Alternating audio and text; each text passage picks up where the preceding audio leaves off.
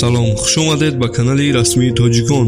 моро пайгирӣ кунед, обуна шавед. обуна шудан бузургтарин ҳимоят аз ҷониби шумо барои мост ва ҳавасманд мешавем ки меҳнати моро қадр мекунед ва боз наворҳоро хубтару беҳтар таҳия мекунем. донишгоҳи стелленбосч ҳамчун як аз донишгоҳҳо дар шаҳри стелленбосч дар африқои ҷанубӣ ҷойгир аст.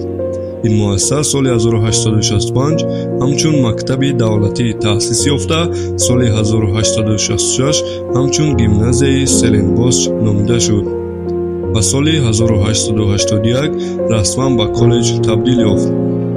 бо гузашти вақт ба яке аз донишгоҳҳои намоён табдил гардид. дар даромадгоҳи донишгоҳи стелленбосч паёме дарҷ гардидааст, ки он мавриди баҳсу мунозираҳои аҳли фаҳм гардидааст. паём чунин аст: нобуд кардани ҳар кадом миллат на бомбаи атомӣ ё истифодаи ракетаҳои дурпарвозро тақозо намекунад. танҳо паст намудани сифати таълим ва иҷозат додани фиреб дар имтиҳонҳои донишҷӯён талаб карда мешавад.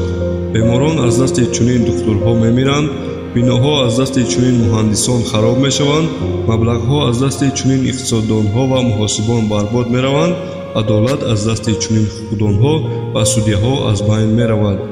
фурӯпошии маориф ҳалокати миллат аст.